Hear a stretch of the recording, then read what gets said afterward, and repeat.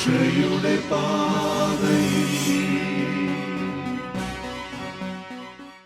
ഈശോ മിശിഹായ്ക്കും സ്തുതിയായിരിക്കട്ടെ. ഇപ്പോഴും എപ്പോഴും സ്തുതിയായിരിക്കട്ടെ. പ്രിയപ്പെട്ട കുഞ്ഞുങ്ങളെ, ഓർക്കുന്നുണ്ടോ കഴിഞ്ഞ ഞായറാഴ്ചത്തെ നമ്മുടെ ക്ലാസ്? വിവാഹമെന്ന കൂദാശയിൽ ആദ്യ ഭാഗത്ത് നാം കുറച്ച് കാര്യങ്ങൾ പഠിച്ചിരുന്നു. ഓർമ്മിക്കുന്നുണ്ടോ ആവോ? എല്ലാവരും കേട്ടിരുന്നോ ക്ലാസ്? വിവാഹമെന്ന കൂദാശ എന്താണെന്ന് അതിൻ്റെ നിർവചനം നാം പഠിച്ചിരുന്നു. നമ്മുടെ പുസ്തകത്തിൽ അത് കൃത്യമായി കിടപ്പുണ്ട്. എല്ലാവരും പഠിക്കണം കേട്ടോ. പിന്നെന്താ പഠിച്ചത്? വിവാഹമെന്ന കൂദാശയുടെ ഏറ്റവും മർമ്മപ്രധാനമായ കർമ്മം ഏതാണെന്നും നാം പഠിച്ചു കഴിഞ്ഞു.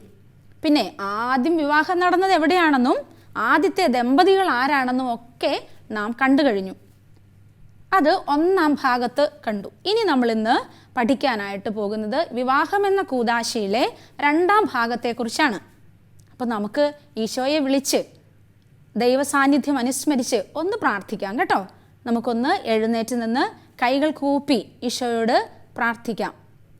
പരമപരിശുദ്ധനും കാരുണ്യവാനുമായ നല്ല ദൈവമേ, കുടുംബത്തെയും കുടുംബജീവിതത്തെയും സ്ഥാപിച്ചനുഗ്രഹിക്കുന്നവനായ ദൈവമേ, അങ്ങയുടെ സജീവമായ സാന്നിധ്യം ഞങ്ങൾ ആഗ്രഹിക്കുന്നു, പ്രാർത്ഥിക്കുന്നു. ഞങ്ങളുടെ കുടുംബത്തിലേക്ക്, ഞങ്ങളുടെ ഈ ക്ലാസ്സിലേക്ക് അങ്ങ് കടന്നു വരണമേ. ഈശോയെ, നിൻ്റെ അമ്മ പരിശുദ്ധ അമ്മയെയും നിൻ്റെ വാഗ്ദാനമായ പരിശുദ്ധാത്മാവ് കൊണ്ടും ഞങ്ങളെ നിറച്ച് ശക്തിപ്പെടുത്തണമേ. ഇവിടെ പറയുന്ന ഓരോ കാര്യങ്ങളും മനസ്സിലാക്കുവാൻ ഞങ്ങളുടെ ബുദ്ധിക്ക് പ്രകാശവും മനസ്സിന് ധൈര്യവും നൽകണമേ. നിത്യം പിതാവും പുത്രനും പരിശുദ്ധാത്മാവുമായ സർവേശ്വര എന്നേക്കും ആമേൻ. എല്ലാവരും പറഞ്ഞേ ആമേൻ. ഓക്കെ മക്കളെ, വിവാഹത്തിന് ഒരുങ്ങി വരുന്ന മണവാട്ടിയെ നിങ്ങൾ ശ്രദ്ധിച്ചിട്ടില്ലേ? ശ്രദ്ധിച്ചിട്ടുണ്ടോ എന്നല്ലേ? മണവാട്ടിയെ അല്ലേ നമ്മളന്ന് വളരെ അധികമായി ശ്രദ്ധിക്കുന്നത്. എന്ത് മനോഹരമായിട്ടാണ് വിവാഹവേദിയിലേക്ക് ഈ മണവാട്ടി ഒരുങ്ങി വരുന്നത്. വളരെ ഭംഗിയായ വസ്ത്രങ്ങളൊക്കെ അണിഞ്ഞ്, ആഭരണങ്ങളൊക്കെ അണിഞ്ഞ്, തലയിൽ മുടിയും കയ്യിൽ ചെണ്ടും ഒക്കെ പിടിച്ച് ഈ മണവാട്ടി തൻ്റെ വരനെ സ്വീകരിക്കുവാനായി ദേവാലയത്തിലേക്ക് ഒരുങ്ങിയെത്തുന്നു. വിശുദ്ധ കുർബാനയിൽ ഉദ്ധാനഗീതമില്ലേ, സർവാധിപനാം കർത്താവേ എന്നുള്ള പാട്ട്? ആ പാട്ടിൻ്റെ തൊട്ട് മുൻപിൽ ഒരു കൊച്ചു പ്രാർത്ഥന വൈദികൻ ചൊല്ലുന്നത് കേട്ടിട്ടുണ്ടോ? സകലവിധ സൗഭാഗ്യങ്ങളും നന്മകളും നിറഞ്ഞ് മുടി ചൂടി നിൽക്കുന്ന സഭയിൽ നിരന്തരം ഞങ്ങൾ അങ്ങയെ സ്തുതിക്കുന്നു എന്ന്. ആ സഭയെ എങ്ങനെയാണ് വർണ്ണിച്ചിരിക്കുന്നത്? സകലവിധ സൗഭാഗ്യങ്ങളും നന്മകളും നിറഞ്ഞ് മുടി ചൂടി നിൽക്കുന്ന സഭ. ഈ മുടി ചൂടി നിൽക്കുന്ന സഭയും വിവാഹത്തിനായി ഒരുങ്ങിയെത്തിയിരിക്കുന്ന മണവാട്ടി പെണ്ണും തമ്മിൽ വളരെയധികം സാമ്യമുണ്ട്. വിവാഹിതയാകാൻ പോകുന്ന മണവാട്ടിയെ കാത്തിരിക്കുന്നത് അവളുടെ ഭർത്താവാണെങ്കിൽ, സകലവിധ സൗഭാഗ്യങ്ങളും നന്മകളും നിറഞ്ഞ് മുടിചൂടി നിൽക്കുന്ന സഭയുടെ ശിരസ്, ആ സഭയുടെ ഭർത്താവ് ക്രിസ്തുവാണ്. ക്രിസ്തുവും സഭയും എന്നതുപോലെ തന്നെയാണ് ഭാര്യയും ഭർത്താവും തമ്മിലുള്ള ബന്ധവും. അവർ തമ്മിലുള്ള ഐക്യം അങ്ങനെ ആയിരിക്കണം. വിവാഹമെന്ന കൂദാശയിൽ അതിൻ്റെ കർമ്മങ്ങളിൽ പല പല കാര്യങ്ങൾ, പല പല കർമ്മങ്ങൾ നാം കാണുന്നു. ഏതൊക്കെയാണെന്ന് ഓർമ്മയുണ്ടോ?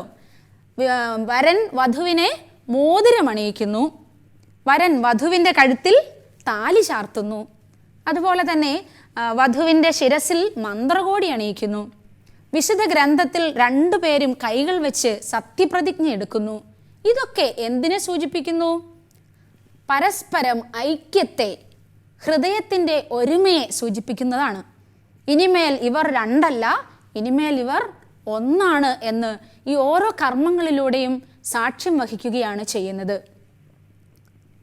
പ്രിയപ്പെട്ട മാതാപിതാക്കളെ, ഈ കൂദാശ സ്വീകരിക്കുന്നത് വഴിയായിട്ട് മരണം വരെ ഐക്യത്തോടെ ജീവിക്കുവാൻ, വേർപിരിയാനാവാത്ത വിധം ഒന്നായി തീരുവാനാണ് പ്രതിജ്ഞ എടുക്കുന്നത്. പ്രിയ മാതാപിതാക്കളെ, വീണ്ടും ഞാനൊരു കാര്യം നിങ്ങളോട് സ്നേഹബുദ്ധിയാ ഓർമ്മിപ്പിക്കട്ടെ. നമ്മുടെ 4ാം ക്ലാസ്സിൽ പഠിക്കുന്ന കുഞ്ഞുങ്ങളുടെ മാതാപിതാക്കളല്ലേ നിങ്ങൾ? അതായത് ന്യൂജൻസ്, ഈ തലമുറയുടെ മക്കള്, മാതാപിതാക്കള്. നിങ്ങളുടെ സമയത്തിൻ്റെ ഭൂരിഭാഗവും എന്തിനു വേണ്ടിയാണ് നിങ്ങൾ ചെലവഴിക്കുന്നത്? ദൈവം ദാനമായി തന്ന മക്കൾക്ക് വേണ്ടിയാണോ?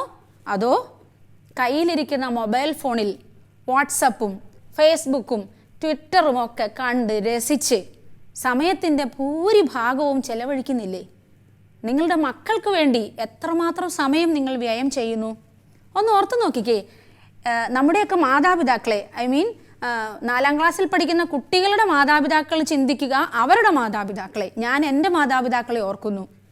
അവർക്കിപ്പോൾ 10, 55, 60ഓളം വയസ്സൊക്കെയായി. എത്ര മനോഹരമായ മാതൃകാപരമായ ജീവിതമായിരുന്നു അവരൊക്കെ നയിച്ചത്. ഒരുപക്ഷെ നാം വിചാരിക്കും അവർക്ക് ഈ സാങ്കേതിക സംവിധാനങ്ങളൊന്നും ഇല്ലാതിരുന്നത് കൊണ്ടാണെന്ന്. വാട്സപ്പിലോ ഫേസ്ബുക്കിലോ ട്വിറ്ററിലോ ഒന്നും ഇരുന്ന് കളയാൻ മാത്രം അവരുടെ കയ്യിൽ സംവിധാനങ്ങളില്ല. പക്ഷേ അവർ ജീവിച്ചത് നമുക്ക് വേണ്ടിയായിരുന്നു. അവരുടെ സമയം പൂർണ്ണമായും ചെലവഴിച്ചത് ഈ നമുക്ക് വേണ്ടിയായിരുന്നു. പക്ഷേ ഇന്നത്തെ തലമുറയിലെ ഈ 4ാം ക്ലാസ്സിൽ പഠിക്കുന്ന അല്ലെങ്കിൽ ഇന്നത്തെ പിഞ്ചു കുഞ്ഞുങ്ങൾക്ക് വേണ്ടി മാതാപിതാക്കളായി നിങ്ങൾ എന്തുമാത്രം സമയം ചെലവഴിക്കുന്നു? അത് ഇന്നത്തെ കാലഘട്ടത്തിൽ അഭിമുഖീകരിക്കുന്ന വലിയൊരു പ്രശ്നമാണെന്ന് തിരിച്ചറിഞ്ഞുകൊണ്ട് മക്കൾക്ക് വേണ്ടി സമയം ചെലവഴിക്കാൻ നമുക്ക് സാധിക്കാം. ഇപ്പോൾ കുട്ടികളുടെ മനസ്സിൽ ഭയങ്കര സന്തോഷമായി അല്ലേ? സിസ്റ്റർ നല്ല ഒരു പാരൻസിനിട്ട് കൊടുത്തുന്ന് സൂഹിക്കണ്ട. വിശുദ്ധ ഗ്രന്ഥത്തിലെ എഫെസോസുകാർക്ക് എഴുതിയ ലേഖനം 6ാം അധ്യായം 1ാം വാക്യത്തിൽ പറയുന്നു, കുട്ടികളെ കർത്താവിൽ നിങ്ങൾ മാതാപിതാക്കന്മാരെ അനുസരിക്കുവിൻ, അത് ന്യായയുക്തമാണ്. ഒന്ന് പറഞ്ഞേ.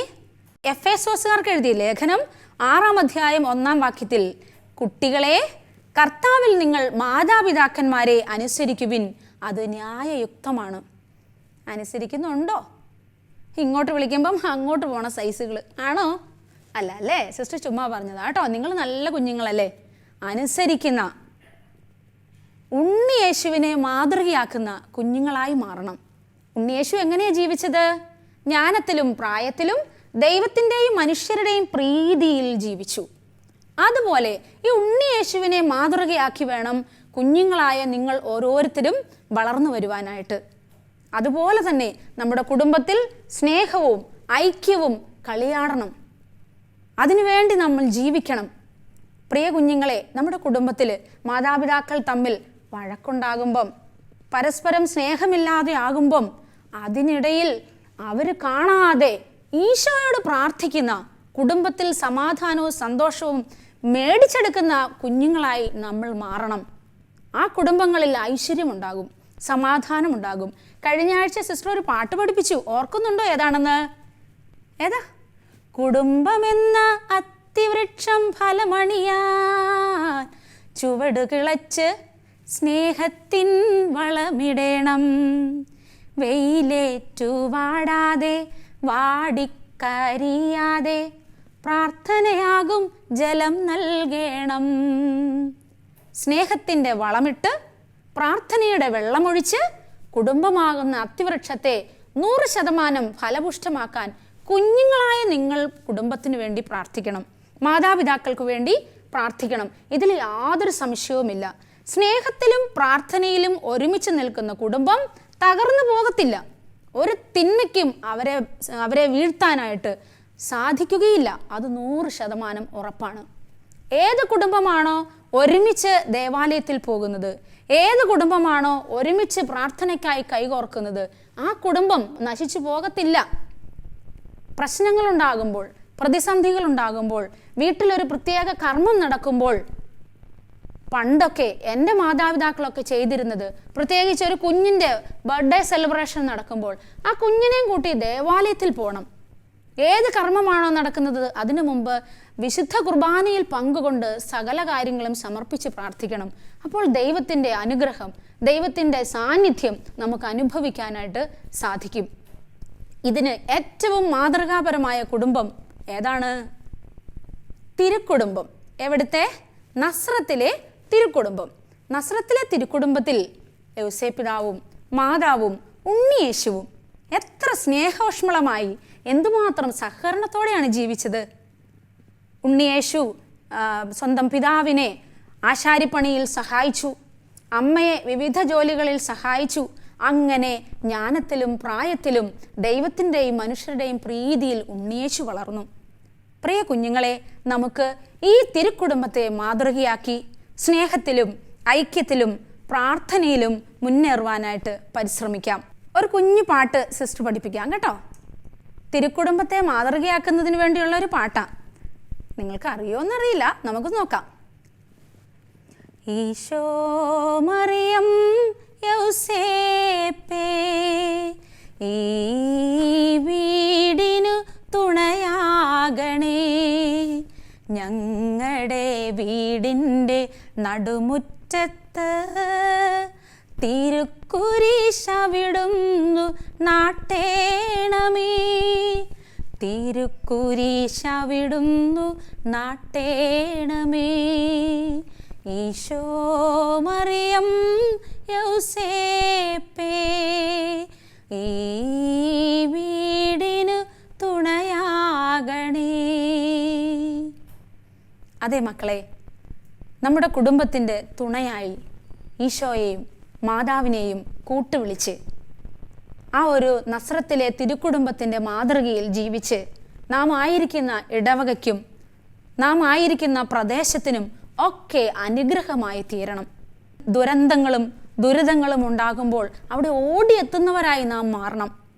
അല്ലാതെ നമ്മുടെ മൊബൈൽ ഫോണിന് അഡിക്റ്റായി ആരെയും സഹായിക്കാതെ, മറ്റുള്ളവരുടെ വേദനയൊന്നും മനസ്സിലാക്കാതെ, അവനിലേക്കൊന്ന് തിരിഞ്ഞുപോലും നോക്കാതെ, സ്വന്തം കാര്യങ്ങളിൽ താല്പര്യം കാണിച്ചിരിക്കുന്നവരായി മാറാതെ, പ്രിയപ്പെട്ട ഇന്നത്തെ തലമുറയോട് ഞാൻ ഈ സിസ്റ്റർ അപേക്ഷിക്കുന്നു, മറ്റുള്ളവരിലേക്ക് സ്നേഹത്തോടെ കടന്നു ചെല്ലുവാൻ, അവരുടെ ഇടയിലേക്ക് സാന്ത്വനമായി കടന്നു ചെല്ലുവാൻ നമുക്കൊക്കെ സാധിക്കണം. നമ്മുടെ കുടുംബത്തോടെ അതിന് സാധിക്കണം. അങ്ങനെ ഒരു ഐഡിയൽ ഫാമിലിയായി, ഈശോ ആഗ്രഹിക്കുന്ന, തിരുസഭ പ്രതീക്ഷിക്കുന്ന മോഡേൺ ഫാമിലിയായി നമുക്ക് തീരാം. പ്രിയപ്പെട്ട കുഞ്ഞുങ്ങളെ, ദൈവം എല്ലാവരെയും സമൃദ്ധമായിട്ട് അനുഗ്രഹിക്കട്ടെ.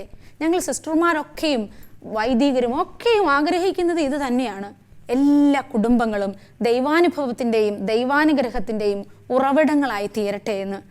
ആരും നശിച്ചു പോകാതെ അവനിലേക്ക്, യേശുവിലേക്ക് എത്തിച്ചേരുവാൻ പ്രാർത്ഥിക്കുന്നു. ഈശോയെ, എന്നെ ശ്രവിച്ച എൻ്റെ എല്ലാ കുഞ്ഞുങ്ങളെയും, എൻ്റെ എല്ലാ പ്രിയപ്പെട്ട മാതാപിതാക്കളെയും സമൃദ്ധമായി അനുഗ്രഹിക്കണമേ. നിത്യം പിതാവും പുത്രനും പരിശുദ്ധാത്മാവുമായ സർവേശ്വര എന്നേക്കും ആമേൻ. ഈശോ മിശിഹായ്ക്കും സ്തുതിയായിരിക്കട്ടെ, ഇപ്പോഴും എപ്പോഴും സ്തുതിയായിരിക്കട്ടെ. May God bless you. Bye bye.